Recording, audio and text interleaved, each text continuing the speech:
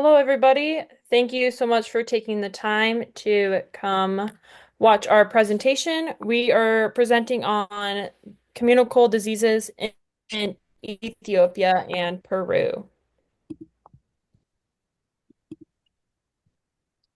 Hi, everybody. So today I'm going to be talking about just kind of some brief overview of our two countries. So for our three diseases, we chose TB, malaria, and HIV. So in Ethiopia, tuberculosis, malaria, and HIV are considered the three most significant infectious diseases with a notable spatial overlap in prevalence, particularly in regions like Gambela, where all three diseases have relatively high rates. And the same thing with Peru as well. Peru has one of the highest TB rates in Latin America. And with Peru's climate and everything like that, malaria is a huge risk for Peru. And in fact, if you're traveling to Peru, they encourage bringing your own bottled water and even boiling water if you're staying there, and also filling up some malaria prescription if you're at high risk for getting malaria. So, like if you're immunocompromised. And now going into statistical information. So, as of 2022, in Ethiopia, the estimated prevalence of HIV was 0.9%, with a higher rate among women, 1.2%, than men, which is at 0.6%. The annual incidence of new HIV infections are estimated at around 7,000 cases, and Ethiopia is working with UN AIDS, and they target by 2030 that 95% of people living with HIV will receive ART, or that antiretroviral therapy to suppress viral loads. For malaria, in 2023, Ethiopia reported 7.3 million cases of malaria, making it one of the highest burden countries in East Africa. For tuberculosis in 2022, Ethiopia reported 156,000 TB cases with an incidence rate of 126 per 100,000 people. And the World Health Organization estimates that 30% of TB cases in Ethiopia go undetected. Now, jumping to Peru, in 2023, Peru reported about 6,480 HIV cases, and Peruvian HIV positive populations have higher rates of drug use. And we know that to be because of like there can be some rates of like IV drug users, and that can be a risk for HIV. For malaria, in 2023, there were 27,785 reported cases of malaria. Malaria is a risk in some parts of Peru, especially Lima, Peru. The CDC recommends that travelers to fill their malaria prescription, like I mentioned before. And then for tuberculosis in Peru, in 2018, Peru had one of the highest rates of TB in the Americas, with 98.2% cases per 100,000 people. Okay, so moving on to the application to global health of Peru, we're going to start with looking at women. So, a lot of women are shunned from their communities if they attain a communicable disease like HIV. Another problem in this area is lack of education. So, whether that be vaccinations, low healthcare literacy, or unsafe sexual practices, gender inequalities, women who might fall victim to sex trafficking, things like that. And then pregnancy complications, passing HIV to their children if they are not on antiretroviral therapy drugs.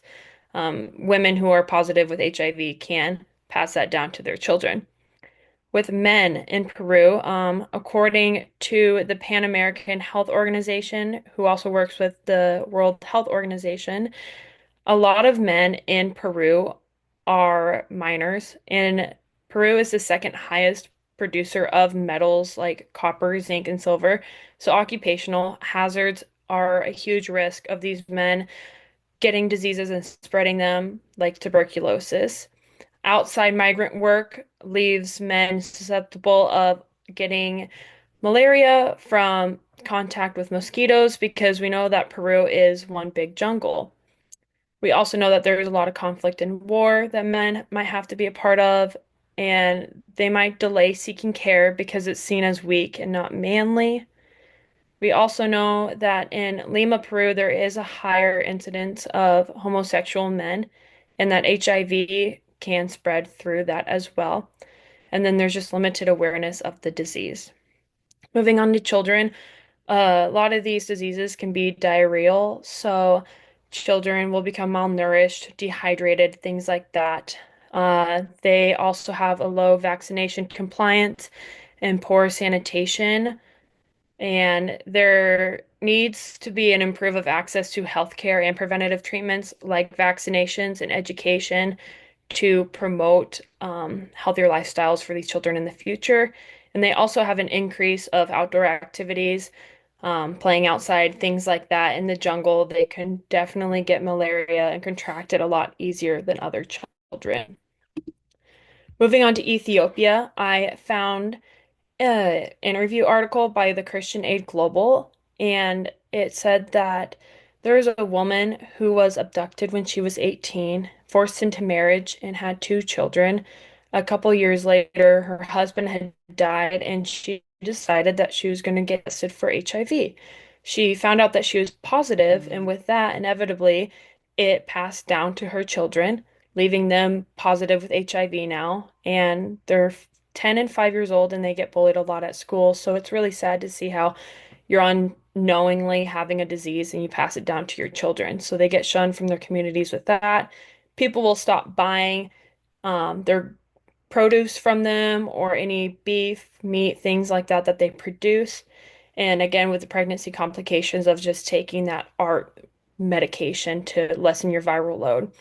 Again, with men, there's a delay in seeking care. There's migrant work that goes on in Ethiopia as well, conflict and war and occupational hazards and living in close proximities. Children, again, we see them very malnourished. They have a low vaccination compliance and poor sanitation, so living in close proximity with children who might be also infected with other diseases or families. We see a lot of generational households, so great grandparents, grandparents, mothers, and then the generation that they have now. And again, it's just really important that we improve access to healthcare and preventative treatments for these children so they can have a better outcome. Okay, so I'm going to be talking about major issues, law, policy, doctrine, for each of the communicable diseases. So, kind of like Kate said earlier about malaria in Ethiopia, the CDC recommends taking prescription medications prophylactically. Chloroquine is one of them, and then this helps slow the spread both in Ethiopia and then helps prevent bringing it back to the place that they came from. In Ethiopia, they have vector control interventions. So this is to protect individual people against malaria by preventing mosquito bites. So this is done by reducing intensity of transmission at a community level, by reducing longevity and density. So starting at the source, larval, which are the mosquitoes. So the source management, environmental management, making sure there isn't standing water, larvicide, which is kills the mosquitoes, and then reducing human vector contact, which is in the houses, so mosquito nets, improved housing, repellents. It's actually required that many of the houses in Ethiopia have mosquito nets. And then adult mosquito control, which is indoor residual spraying, and then also spraying with bug spray when they go outside. So major issues about TB in Ethiopia. So adopted the DTS strategy, which first combined TB and leprosy prevention control into a manual. Latent TB is only treated for those who have a considerable risk of progressing to active TB. And then available treatment for those with active TB, and then people living with HIV and children below 5 years of age who are household contacts of TB. So if they have TB in their house. Um, so national guidelines, they do not recommend using chemoprophylaxis for drug-resistant TB, and then all close contacts of TB should follow up quarterly. And then treatment is individualized to each patient and required to finish the full course of whatever medications they are placed on. Um, Ethiopia has no HIV specific laws, but their criminal code makes it an offense to transmit a communicable disease. So the wording of this law applies to both intentional and negligent transmission. So people who are accused to have been found transmitted a disease that causes people harm could be either placed in prison and actually is up to the death sentence. And then it also has been used to prosecute those who attempt exposure. So anyone who is charged with any sexual offense has to have their HIV status publicly revealed during their court cases. So major issues with TB and HIV in Peru. So there actually is a law that combines both of them. So for TB control and prevention, it includes the right of people affected by TB and HIV. It is the right to get complete treatment, and then it has no context dealing with isolated or rural communities. So those are not focused on as much as the places like Lima, where there are bigger areas. And then there's a law that incorporates all of these bills that reduces barriers for migrant populations to get treatment. So it ensures that they get timely medical attention without need for official residency documentation. And then a quote I found on the National Library of Medicine website says, by extending health insurance to migrants, Peru is not only addressing these barriers, but also aligning with global commitments like the SDG aimed at eradicating epidemics such as AIDS and TB by 2030. So that is their goal, is to completely control the spread of these by 2030. And it also said that protecting everyone's rights protects public health. So they, for malaria in Peru, have a plan that's called the National Malaria Elimination Strategic Plan of Peru 2022 through 2030. It's implemented in the Laredo region, which is close to Lima, and that is where many of the cases in Peru are. It contributes to a community-focused plan by implementing activities for the elimination of malaria. These include prompt treatment when diagnosed, laboratory diagnosis, and implementing vector control measures, kind of like I talked about with Ethiopia. And then in this, there's also a malaria zero plan in Peru, which has 3 phases.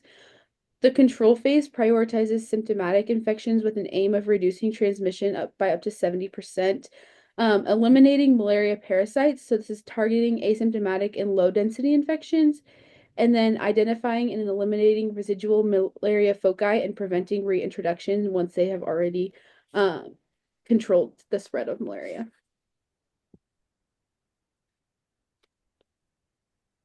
Okay, up next, I wanted to dive a little bit into kind of what these communicable diseases mean for nursing and healthcare providers within the context of these countries and the laws that they have in place.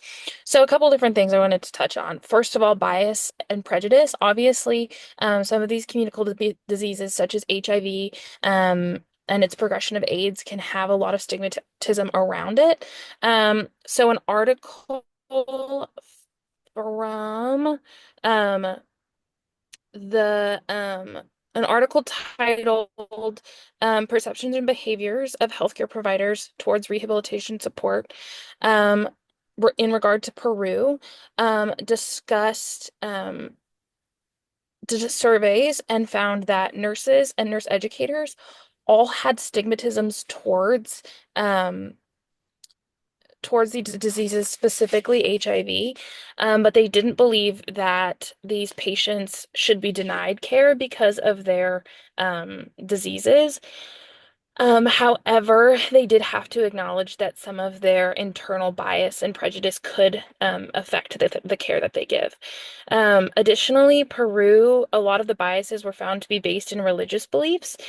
Peru has a strong Catholic influence as part of Latin America, and so they often found that this masculine energy they call machismo is usually found among homosexual individuals. It's kind of an attitude. And when these healthcare individuals, providers came in contact with this kind of presentation, they were found to be more biased toward those against those patients. And then in Ethiopia, prejudices and biases don't really come from specific beliefs against certain individuals who may have contracted these diseases, but they come often from lack of knowledge. So, as Cora mentioned, a lot of these communities it's mandated that they have mosquito nets inside and that they have a twice yearly, like a spray, a pesticide that they can have in their homes. However, most of these rural communities don't have access to those, and they also don't know that these are preventable measures. A lot of these individuals actually just believe that um, malaria is just a part of their culture, and it's just something that they, as Ethiopian citizens, have to go through. Additionally, many providers, while they are constantly asking and seeking additional aid and funding and supplies for the acute phase, in like when treating the acute phase of malaria, they don't believe that it's their responsibility to screen individuals, particularly children. In the article that I found from the World Health Organization, they don't believe that it's their job to screen these children for long-term disabilities that they can contract from prolonged malaria also. Next, I wanted to talk about kind of patient rights and guidance of practice. So as Cora mentioned, thankfully there are laws in place in both Peru and Ethiopia that really promote accessibility, equality, availability, and affordability of um, healthcare to all citizens. Um, the while the right to healthcare is not listed in Peru's constitution, the country has made multiple statements and efforts to make this a priority for their citizens.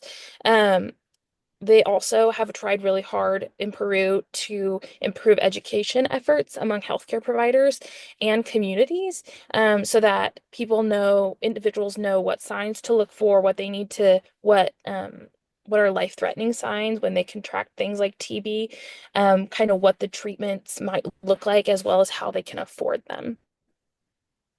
The government is also working with these rural communities, especially around Lima, where contractability is so high, to distribute healthcare resources to these rural communities.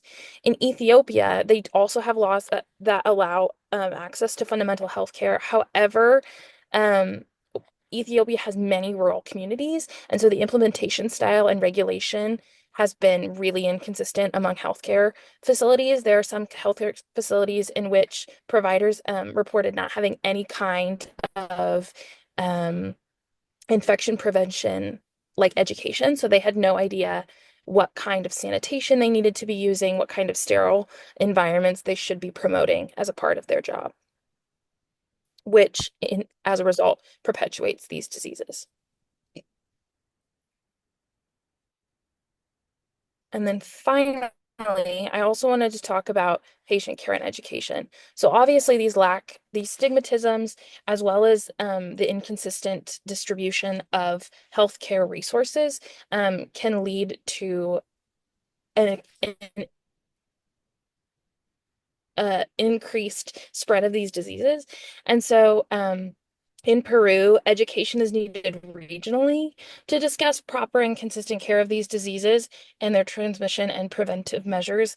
Um, we also need to take into consideration with these kinds of education um, the region culture and things like their beliefs or their religious beliefs that might play into how they view these types of treatments. This also allows for these individuals to have informed treatment when they go in to seek help in a medical facility. In Ethiopia, it was found that over half of healthcare providers did not participate in HIV and AIDS stigma prevention classes or infection prevention classes either. So studies found that additional trainings and education of these providers would allow for proper education of patients in the prevention and care of the acute phases of diseases like malaria and the possible disabilities that result. So obviously, the hope is that in improving the treatment of the acute phase, that we prevent the possible disabilities that could result from long-term or chronic malaria cases.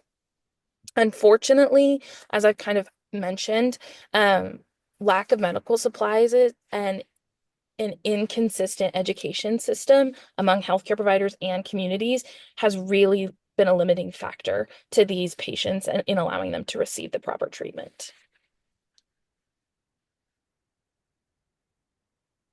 Okay, and finally, this is our reference page. That is the end of our presentation. Thank you so much for taking the time to listen to what we have to say, and hopefully it creates a great reflection for you all. So, thank you so much.